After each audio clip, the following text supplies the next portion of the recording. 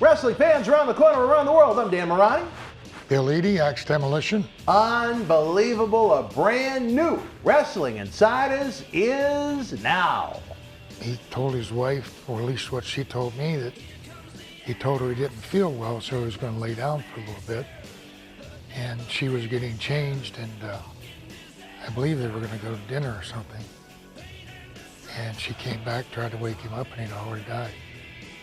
Wrestling fans around the corner, around the world, I'm Dan Marty. And this is your boy JCG, aka Jay the God. Whether you are down the street or anywhere in the Northeast, fans, the day has finally come as we prepare to celebrate 20 years of Boston Wrestling MWF. All-inclusive VIP packages and tickets are on sale for our Back to the 80s WrestleFest 20th anniversary. It is going to be a happening, a VIP exclusive Q&A with the great 80s legends, an autograph and photo fan fest, and professional wrestling so hot it's going to blow the roof off of Memorial Hall. You can get your tickets at Boston Wrestling beginning in 3, 2, 1, go. Wrestling fans, it's time to rock. WWE legend Marty Jannetty of the Rockers returns for 3 big nights, Wednesday, September the 1st through Friday, September the 3rd. Marty will be taping historical Wrestling Insider episodes, live specials, Insider autograph signings, support wrestling superstars, pre-order autographed 8x10s now over at bostonwrestling.com. This September, get your sunglasses ready. It's time to party with Marty. This is Mick Foley. This is Harley Race. This is Shelton Benjamin. This is Mr. Wonderful Paul Orndorff. This is the Monster Abyss. And this is Daniel Bryan. This is JBL, and you're watching the MWF. Be there, live. Wrestling fans around the corner, around the world, thank you for joining us here on Wrestling Insiders. We appreciate you being with us. If you're watching during the live premiere, don't forget, the little chat box is open. You can share your thoughts on everything that Bill and I are discussing in real time. If you catch the episode after the premiere, you can always leave your thoughts in the comment section below. If you're having fun, you like the show, give us a thumbs up. Subscribe to the channel on YouTube. It's absolutely free. I think we're humble enough, Bill, to know that there's probably millions of fans that don't know these talk shows exist. But once they do, especially if they're a lapsed fan from the 80s that vanished after that boom, or if they gave up on wrestling after the Monday Night Wars and the Attitude Era in the 90s and they just got sports entertainment out of our genre, I still think these talk shows are something they'll love once they find us, as the growth is shown, especially over the past year. Oh, I agree with you. Yeah. Once you know the store's open, you're going to visit the store. Exactly. So the big thing is help us let YouTube know that you love it, so YouTube will showcase these videos to fans that have no idea we even exist. That's our big goal right now in 2021. If we want to keep the lights on in this fine studio, we got to keep the ball rolling. Don't forget the super chat. It is open. Don't forget to tip the bartender if you're enjoying this fine entertainment as well. But before we get into the regular series, we wanted to do another episode. You guys are always sending us different requests, different thoughts, different topics we should touch upon. And the one thing that's always big, sometimes we have some fun with it, we have some nice memories, sometimes it can be a bit of a downer, but when we try and do different tributes to different folks. But there were 2 that we got multiple requests for when it was announced that you were going to come in, Bill, that have passed not too long ago. First of which would be the Pat Patterson, who you would have come across a great deal during your WWF time. I don't know about during your territory days when Pat was still active. Well, Pat was, most of my dealings with Pat was in the WWF. Mm-hmm. He was an agent there, and I saw him periodically in Montreal.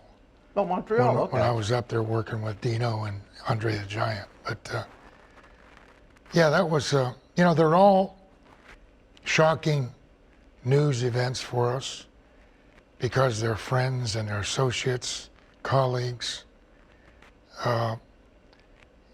You want to hear good news, you don't want to hear bad news.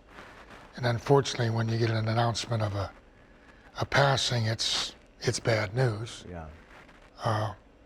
But Pat, he was very helpful.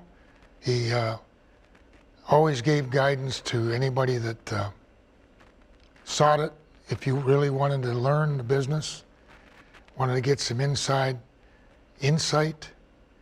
And I know that for Barry and I, he was very helpful in some of the presentations that we did.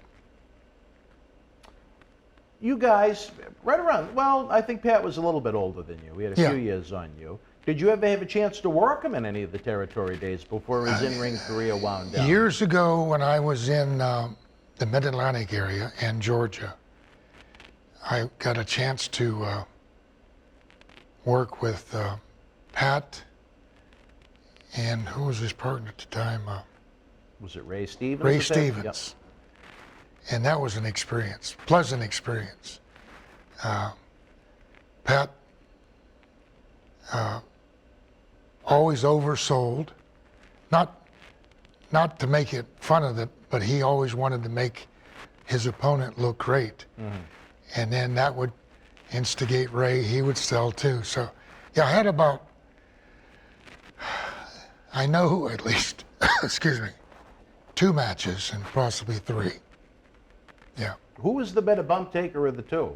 Because everyone speaks so highly of both of them. Yeah. Hard to say. Yeah, they both flew for I mean, they flew outside the ring, over top the rope, landed on the apron, landed on the floor. Yeah, it was fun. But, you know, I remember the last regular WrestleMania weekend we had, which would have been the one in New York City. And I remember Gerald Briscoe was with us, who at the time was a WWE agent and a good close friend of Pat's. And he said even then, you know, that weekend of WrestleMania, Pat was pretty much stuck in his hotel room. He was feeling so bad at that point. So very sad to lose Pat Patterson, someone whose name came up in a lot of great ways, as so many of the boys that speak so fondly of him that worked with him in the ring, a lot of the younger generation that he helped put their matches together. He was involved in those scandals in the early 90s. So, yeah. I mean, you could write almost 2 or 3 books about Pat Patterson and just the different hats that he wore in the industry. As someone that worked with him in the ring and someone that worked with him where he was quote-unquote office, do you think he excelled in either area better than one or the other? Because a lot of people say he was a tremendous booker with a great mind. I think he would have been an excellent booker. I also think that he felt a little restrained and he didn't want to step outside of the parameters that he was given. Mm-hmm. I think if he would have, there would have been some different situations and positive situations, but he probably always had to look over his shoulder, you know. So, do you remember him as being the first outed homosexual in wrestling?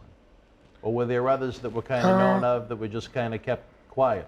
Probably the first that I was aware of. Mm-hmm. I'm sure that there were and are others that I'm not aware of, but...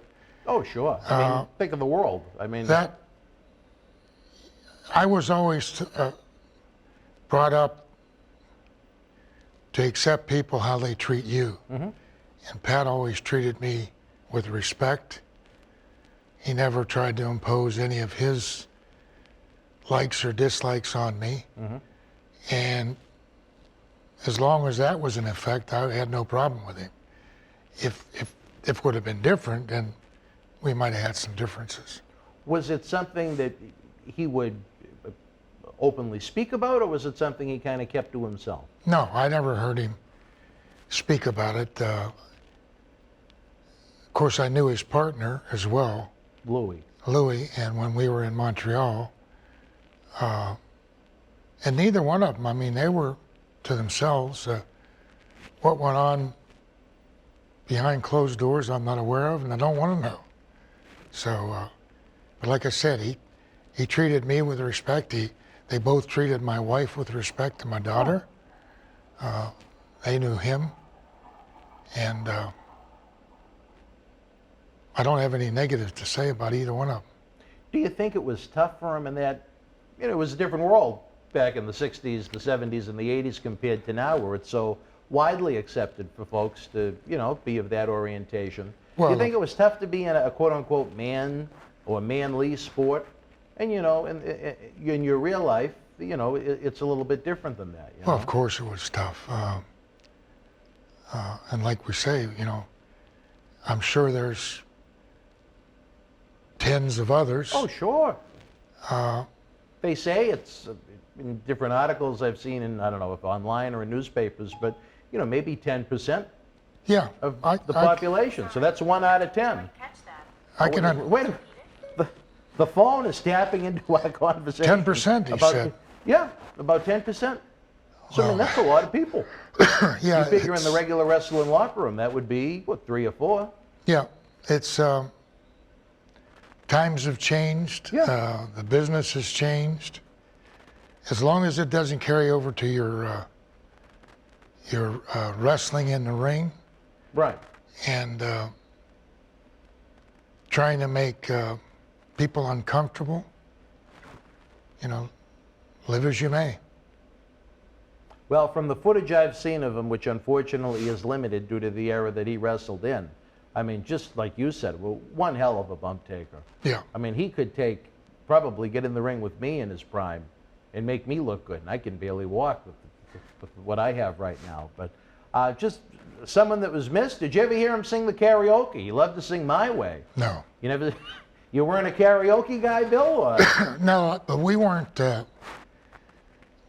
like I said earlier, when I was in the Charlotte and Georgia territory, I was told by the promoters to travel by myself to protect the character. And then when we were in New York, it was Barry, Fuji, and myself traveled. We didn't go to the bars and stuff like that. We'd go to the next town, find a restaurant, hotel, just conducted business. I mean, we never went out to party or karaoke. Not that we wouldn't enjoy it, but I was always on the road with the idea that I'm on the road to make a living. Right. I can go to the bar and sing and do that stuff when I'm home with my family. There you go. So That's one way to look at it, yeah.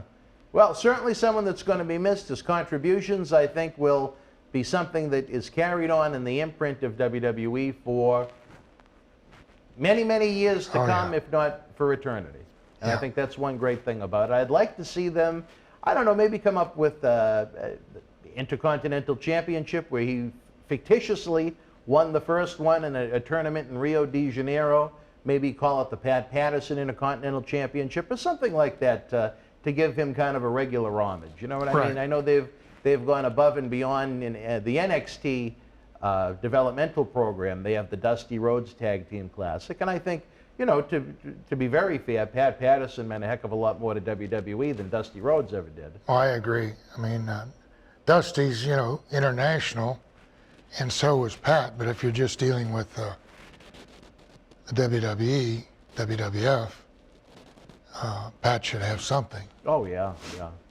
Well, hopefully that time will come. Like I said, you hear stories, but my interaction's positive. I thought he was a nice guy.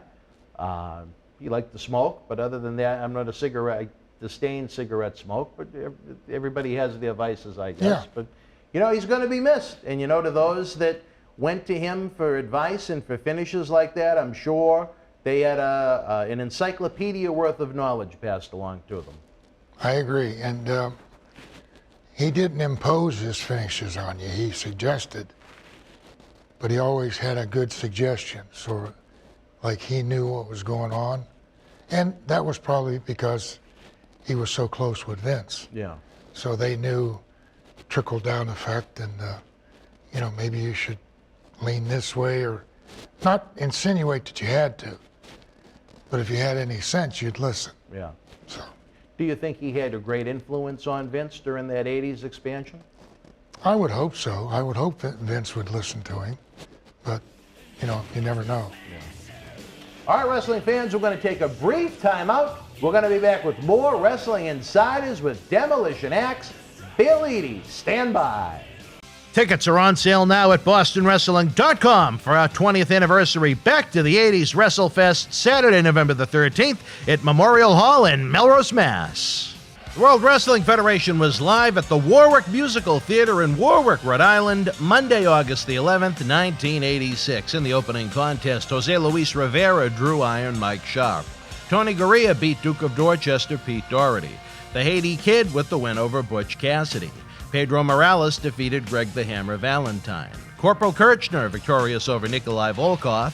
And in the main event, Ricky the Dragon Steamboat beat WWF Intercontinental Champion Macho Man Randy Savage via countout. If you were in Warwick Live, share your memories in the comment section below. Use the links in the description box to keep Wrestling Legends working in our eBay store and on our world-renowned Patreon streaming service so we can bring you more interactive superstar shoot interviews to relive the good old days of professional wrestling. Check it out.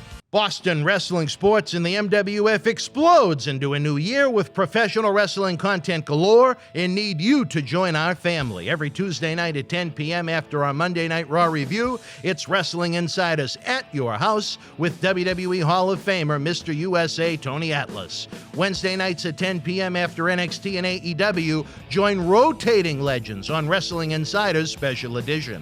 Every Thursday night at 10 p.m. after our NXT and Dynamite review, it's Marty Jannetty's no-holds-barred sex, drugs, and rock and roll journey on Wrestling Insiders Party with Marty. Friday night after SmackDown, don't miss John Cena Sr.'s Wrestling Insiders Fabulous Fridays. Plus, look for classic clips, history videos, bonus live episodes, pay-per-view watch-alongs, and more. For less than a cup of coffee at Starbucks, get early ad-free access to our Wrestling Insider talk shows, our acclaimed studio shoot interview DVD library, and help keep wrestling legends working during the worst of times. Wrestling fans around the corner, around the world, I'm Dan Marty. And I'm Mr. USA WWE Hall of Famer Tony Atlas. The road to WrestleMania has begun. Wrestling fans are looking to add to their man caves. You got to see what we have in the eBay store. Check it out. Here's your chance to own a piece of history from the 2020 WWE Draft. On the second night, October the 12th, The Fiend, Bray Wyatt, and Alexa Bliss unleashed hell on Andrade and Zelina Vega. This limited edition 11x14 collector's poster is number 26 of only 50 made, personally signed by both The Fiend and Alexa Bliss, direct from friends at WWE. Comes with certificate of authenticity hologram on the poster itself, suitable for framing. You'll also receive a bonus autographed mystery photo and an on-air shout-out as our thanks to you. Get this ultra-rare autographed Fiend and Alexa Bliss poster now. Wrestling fans, especially here in the Boston area, we want to thank our great friends at Red Rose for their support for all of our charitable endeavors and programming efforts. Red Rose is 2 years young and extremely thankful for all the support they've had from our neighbors here in Melrose and beyond for an amazing first 2 years. Red Rose thanks Melrose and all of the first responders who have fought the good fight and have never given up hope during these unprecedented times. We did it together. Follow Red Rose on Facebook for their anniversary special, facebook.com/Red Rose Melrose. You'll be glad you did. Open until 2 a.m. Red Rose will give you fresh, piping hot, mouth-watering food that'll put an ear-to-ear smile on even the toughest critic's face. Check out their full menu online at redrosema.com or give them a call, 781-620-1889. All right, wrestling fans, welcome back to Wrestling Insiders. We talked about the late, great Pat Patterson. And what a control room we have, you know, Bill. It goes without saying, it's very simple for us to sit here and talk about the king of sports professional wrestling. But unless we have the help, we'd be sitting here in a dark room. That's right. Nobody to record us, nobody to direct us, nobody to guide us. We have our super intern, Dave, with us. Cecil the Lion keeps mispronouncing his name. I believe it is Scrivani, is it not? Well, Cecil the Lion called him Scrivini, and I am very happy to say, Bill, for the very first time, a gentleman that has been kind of associated with this industry since he came out of the womb, dealing with midgets and giants and the boogeyman calling him on Christmas. The junior ambassador, Devon Brent, is here for the first time, trying to learn some of the technical aspect. It's almost like when Vince used to have Shane set up and break down the chairs when they bought the that little venue down on Cape Cod in Massachusetts. So Shane learned every aspect of the business as opposed to just being the promoter's son, so to speak. Well, now he can appreciate how hard his dad works. Well, I'm not his dad, but you know what? I wouldn't love him any more if I was his biological dad. He's the best thing in the world, like I said. He was born 2 weeks before that accident when we got hit by the drunk driver and I got blown up with the Iron Sheik. And You know what? When you get shot 30 feet out of a car sideways into a gully, usually that's not a good thing. And even though I have the body of a character from Beetlejuice, you know, when I found out that he came into the world, I think it helped motivate me to keep moving in the world. Right. So I'm happy he's here with us every day in the world, but I'm very, very happy he's here with us in the studio. And who knows, you know, a lot of times we have a lot of moving parts with the different help that come in and out of the studio. Hopefully we're grooming a new technical superstar that can help in the back. And I tell you this, he's not, I don't know about your grandson. You have a grandson that's 15, right? Yep. Is he nuts about this PlayStation? Oh my goodness, yeah, it's PlayStation and Xbox and What I had computers. He's a computer nerd, yeah. What I had to go through to get the PlayStation 5 for him for Christmas, Bill. And the best thing is I worked them. It was because they did a pre-sale in September. I knew it was going to be impossible to get the stupid thing. Right. Because they weren't selling it in store. The last one that came out several years back, like a moron, I waited in line at a Best Buy for almost 6 hours to make sure he would have his PlayStation 4 for Christmas. Well, in this instance, they weren't going to do that, so there was no line to wait in. It was all virtual online. Right. So I said, any chance I get, I better gobble it up. But to try and keep him involved in the process, I kept telling him, every time Walmart would do a pre-sale, I said, buddy, we got to get online. We got to try and get it. And we failed every single time. So thank God I bought the one in September that I got. And then I think he'd probably tell you once he got it at Christmas time, he was surprised because he didn't think we were able to get our hands on one. So I understand. it was good to work him. I enjoyed doing it, I have to say. It was a good rib, I guess, in wrestling terminology for him. But my good, the kids in these video games, and not only do you buy the game, but he's always had, I don't know if your grandson is the same way, but they want this, it's called VC, virtual currency. Not only do you buy the game, but then they try and sell you now where everything's so digitalized online, weapons, extra characters. What's the thing, Devon? Skins, where they have different outfits, and he's always hustling me. So I said, you know what? We got to get his ass down here. So if he's going to get this VC and all these other things he tries to hustle on my credit card, Has to earn it. He's going to earn it. He's going to earn it, Bill. All right. It's back to our regularly scheduled programming after that fun discussion. We talked about Pat Patterson, a man we wanted to talk about that you guys asked a lot about, that you wanted some input from Bill on. Unfortunately, you know, we mentioned it before, and I think the Don Chronodal episode we did. We have our great Back to the 80s WrestleFest event Saturday night, November the 13th at Memorial Hall right down the street here in Melrose. This event was originally going to be in April of 2020. I remember. Right when the virus hit. Yeah. It was, Bill, our biggest advance in company history with 5 weeks to go. You know, as someone that has put together wrestling events, your brain is orgasming at that point. You know what I mean?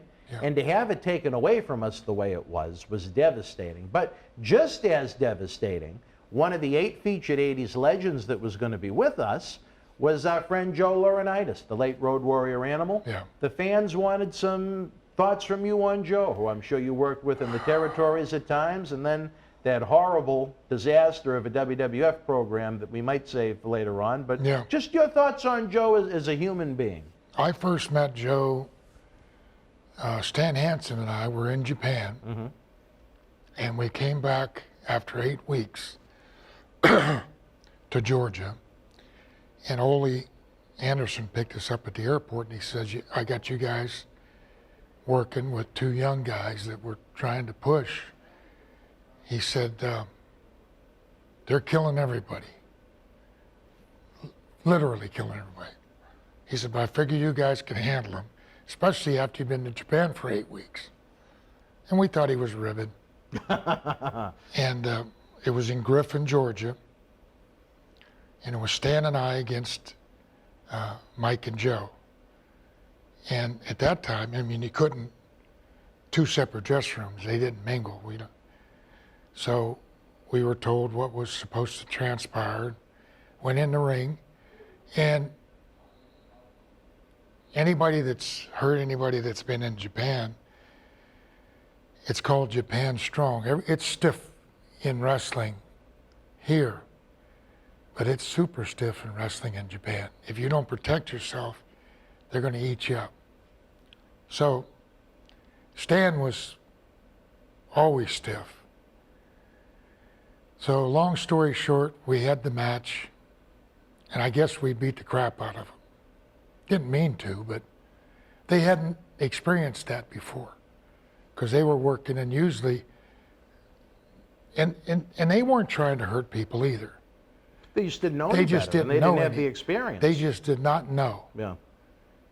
And it was oh my God, it must have been years later.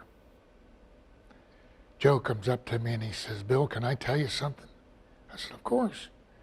He said, "You know, when you and Stan work with us in Georgia," he said, "you beat the living shit out of us." Did the other guy say something or something? I said, no.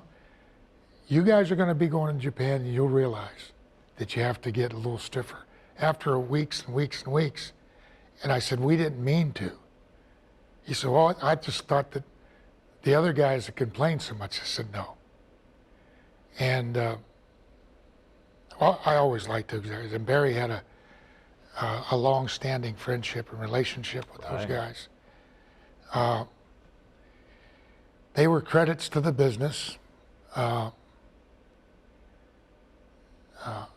They protected the business.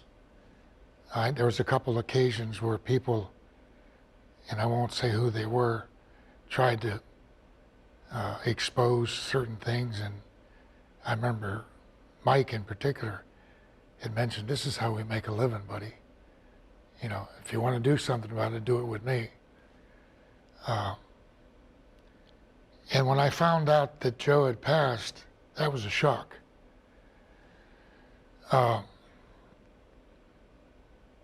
And then later, I texted back and forth with his wife. Julie, is that her name? Yeah. And I told her that I had respected Joe, and she thanked me. And I said that there's a lot of fans, not only a lot of the talent, there's a lot of fans around the world that are with you at this point. So you're not alone in grieving. So she appreciated that, and I'm looking forward to it. We're supposed to do a benefit in December for them both. Oh, really? Isn't that nice? Yeah. I'd love some information on that Yeah, once you have it's it. still tentative. And as a matter of fact, I was talking to the guy last week in Baltimore who's trying to organize it, and he's running into some snags, but they're going to do it. They just have to work particulars out. So, Great cause, great guy. I think the fans really would have enjoyed the shows that Joe and I were talking about putting together. Yeah. Where he was a very, you know, for better or worse, he was a very outspoken person with opinions and a personality. And just, I must have spoken to him maybe 2 weeks before he passed. You know, you say spoke, you know, texted or some kind of online medium we used. We communicated within a couple of weeks before. And again, nothing that would have indicated that he was ill, that he was sick. I believe he passed when they were on some kind of an anniversary trip. I think they were at their wedding anniversary. Yeah. And he told his wife, or at least what she told me, that he told her he didn't feel well, so he was going to lay down for a little bit. And she was getting changed, and I believe they were going to go to dinner or something. And she came back, tried to wake him up, and he'd already died. And isn't that strange? That's almost like what happened with Mike. He was in the middle of a Yeah. move with his new wife. He was moving furniture. Hawk, for people that wouldn't know him as Mike. And I believe he said to her the same thing. You know, "Oh, I'm tired. I'm going to lay down for a little bit." And he just never woke up again. Isn't that odd that they both kind of passed the same way? And I know that by talking with Joe over the years, after Mike died, it really affected him. Because they had a good relationship. Yeah. And he sort of babysat Mike for a number of years, looked out after him, protected him. And Well, look at how young poor Mike was when he died. Yeah. You know? He must have been just a couple of years older than me. He was in his early 40s, I think. yeah, Yeah. No, just that was another tough one. I mean, the parallels between Demolition and the Road Warriors that at least some presented. We're going to talk about that in our regular series once we get it tuned up. But the fans just want to know your thoughts of the man in the ring as a worker. Did you see him get any better as time went on? Oh, yeah. I mean, they both, like I said, when I first had that match with them, and Stan and I had the match, they were green as grass. And they were both willing to learn and listen. And they did improve. Barry and I had decent matches with him. Just the projection of the company didn't push it correctly, we believed. And I think that they also believed that. Oh, we're going to get there once we get to WWF in 1990, believe me. I have some strong opinions and questions about that. But yeah, but they both improved their ability in the ring and their mic work. So there again, I mean, I have nothing but positive thoughts and memories of both of them. What is it about the water in that area of Minnesota? Oh my goodness. You look at that crew, all around the same age. They all went to high schools in the same area. Yep. Hawk, Animal, Rick Rude, Mr. Perfect. Obviously, he had the tie-in to his dad with Larry Henning. Nails, the Berserker John Nord. Who else am I forgetting? Well, you got Scott Norton. You got Brunzell, and you got... well, he was a little older than that. Yeah, but I mean all from that area. But I mean, man, what was in that water that they all went on to become wrestlers? I mean, Eddie Shockey may not have been have the rep that Vern Gagne did, but my God, look at some of the guys that he broke in. Yeah, isn't that Mr. Kennedy from there too, that time frame? Yeah, he's, well... a little older? No, Mr. Kennedy's probably now maybe in his early to mid-40s. Oh, okay. So he was a bit younger than that crew, but no, same part of the country, yeah. Yeah. But there was just that, and they were all bouncers at that same bar. Well, you know what? Years ago when I first broke in, the equivalent to the Minneapolis, Minnesota connection of producing talent and good talent was Hamilton, Ontario. That was a big area too. And they produced probably as many as they did in Minneapolis. So it's funny where it shifts. But yeah, you're right. It's a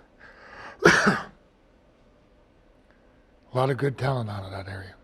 And just, I mean, look at the, not just becoming wrestlers, but the success that so many of them found. I think Rick Rude is another one. I don't know if I mentioned him in the original batch. And they all right now, if they had, unfortunately, a lot of them are no longer with us, but they'd all be in that, that late 50s, early 60s range right now. Yeah. So again, I don't know what was going on in the water at that point in Minnesota, but it sure developed some great talent and some just genuinely big human beings.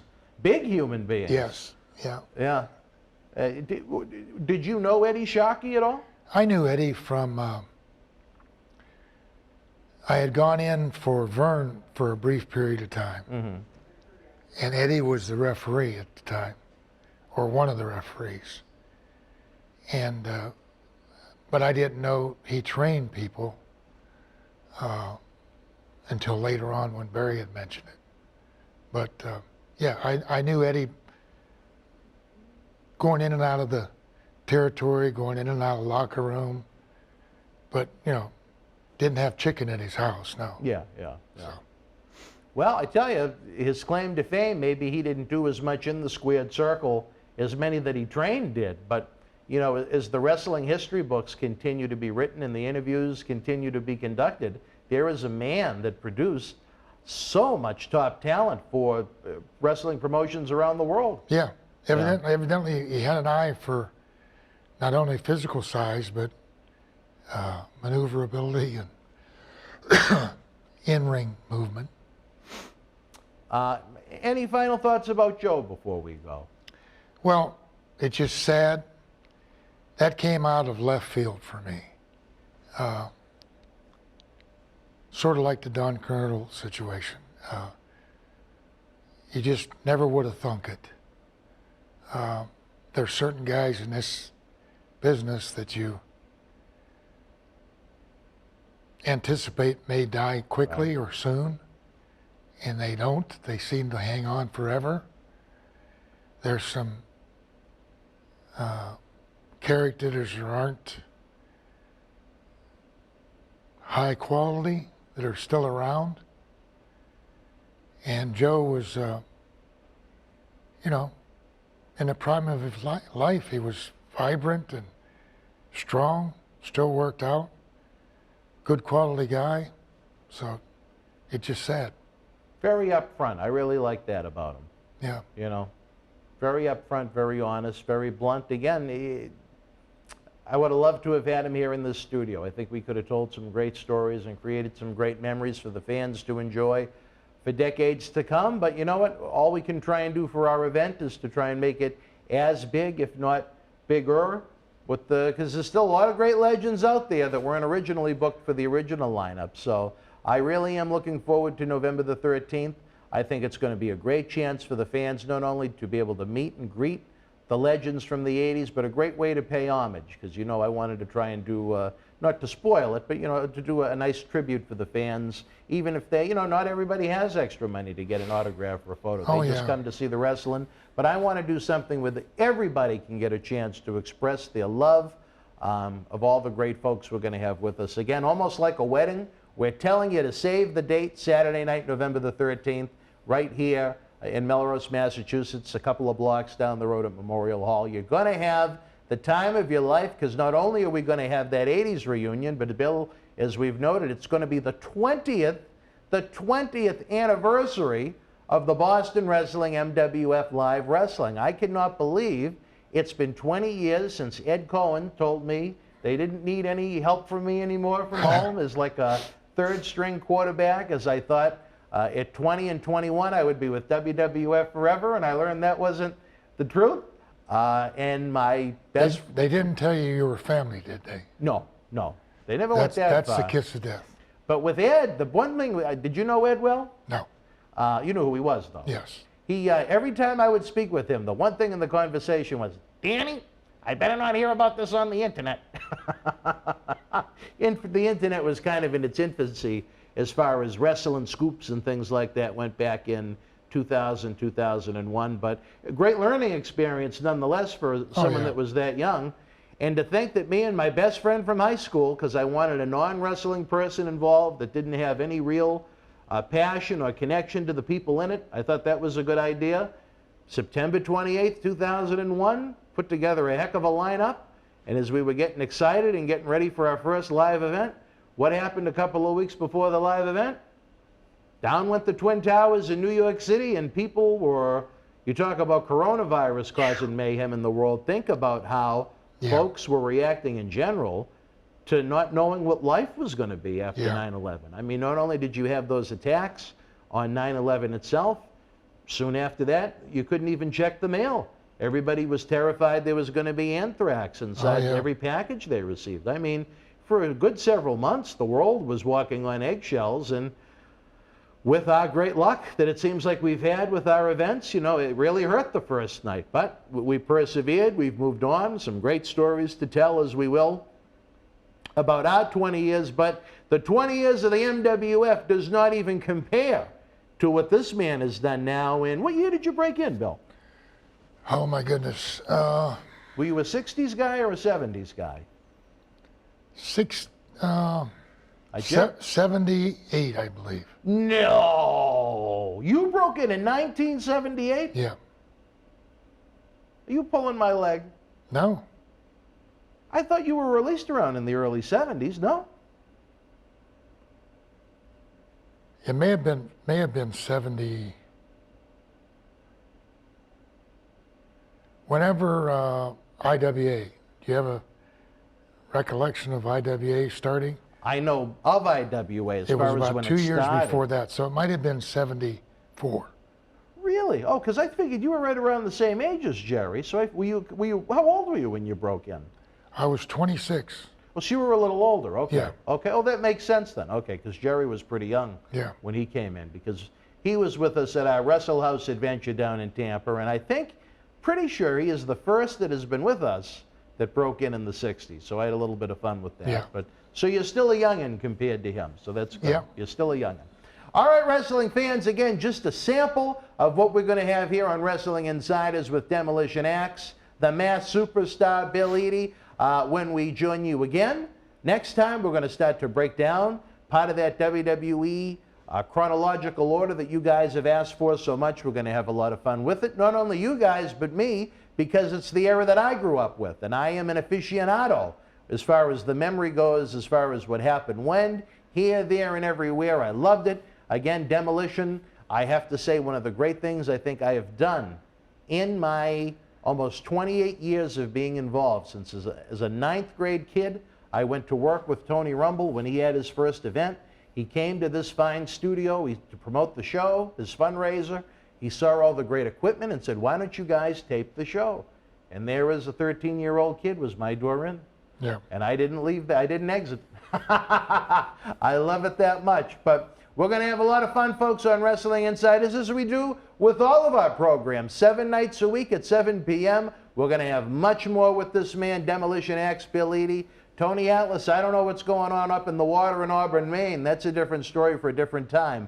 But one thing Tony and I agreed on is that this is a man that's got a lot that can contribute to Wrestling Insiders, the series, and again, our live events once they come back to fruition. So for my friend Bill Eadie, I am Dan Marty. We'll see you next time on Wrestling Insiders. You and yours be well. Stay healthy. Good night. Thank you for joining us. Please give the video a big thumbs up, leave us a comment, and subscribe to the channel to enjoy more great content. Don't forget, you can help keep wrestling legends working. Check out our eBay store and join the Boston Wrestling family at patreon.com/Boston Wrestling so we can produce more in-depth shoot interviews.